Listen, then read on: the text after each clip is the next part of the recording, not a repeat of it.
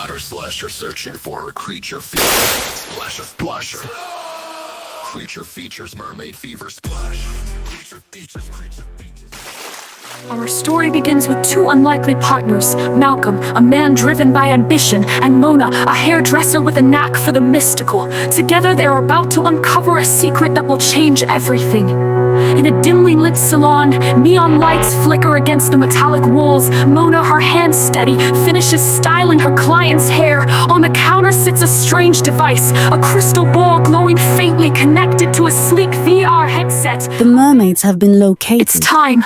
Mona hesitates, her eyes narrowing. She knows what this means. The hunt is on elsewhere. In a shadowy lair, two red-haired witches hover over their own crystal ball. Their fingers trace ancient runes, their voices chanting in unison. The ball flickers to life, revealing an image: mermaids swimming in a hidden lagoon. The witches smile, their eyes gleaming with dark intent.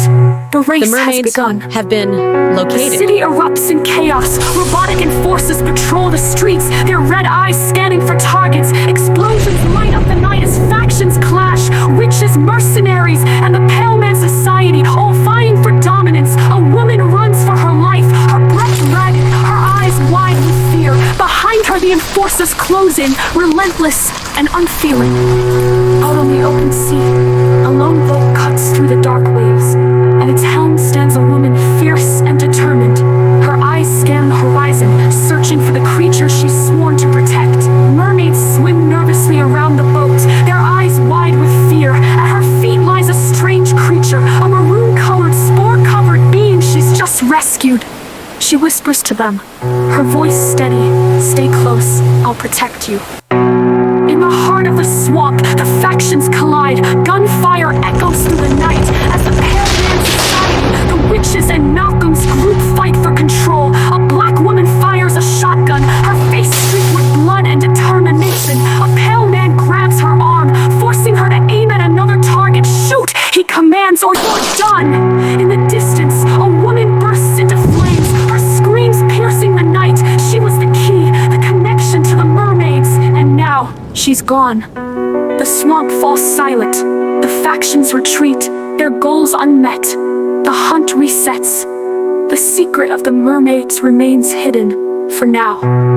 In a world where power is everything, some secrets are better left undiscovered. But for how long?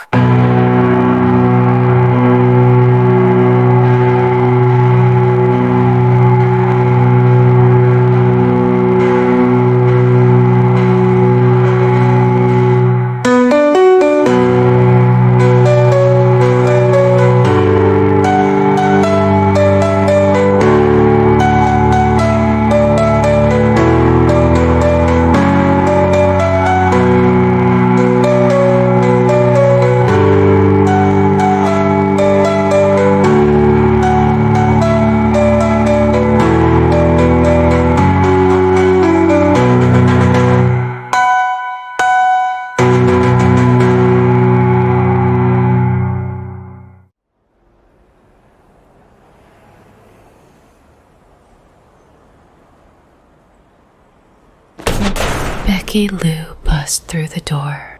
Mother sent me to live with her 7 years before.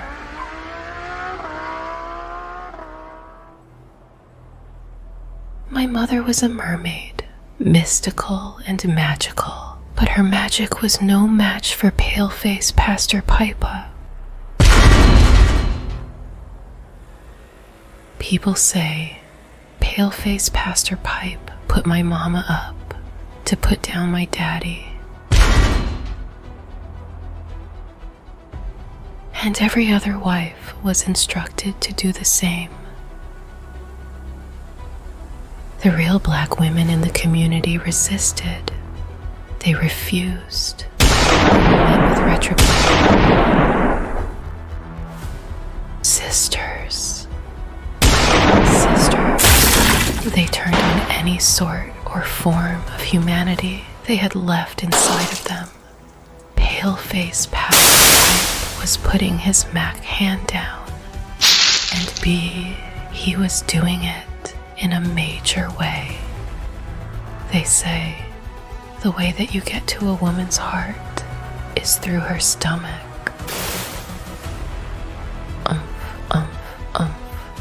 Not everyone ain't going out like that. My Auntie Ramona told the representative of Pastor Pipe to leave our community alone, but the Pastor Pipe, he wanted to know the location of all the mermaids. He thought that if he hypnotized, he would learn the origin, but she left home too long ago, so the only one who really knew the whereabouts was my Nana. So the community came together to protect my grandmother at all costs. The bloodshed finally ended once Paleface's father found out that the woman whom burned herself was my grandmother, and also the mermaid whom he had once loved. I have been hiding here ever since that day my grandmother sent me away. She knew that the spermaid men couldn't be trusted. Well, at least one pale face. And that pale face was my brother, Paleface Blossom.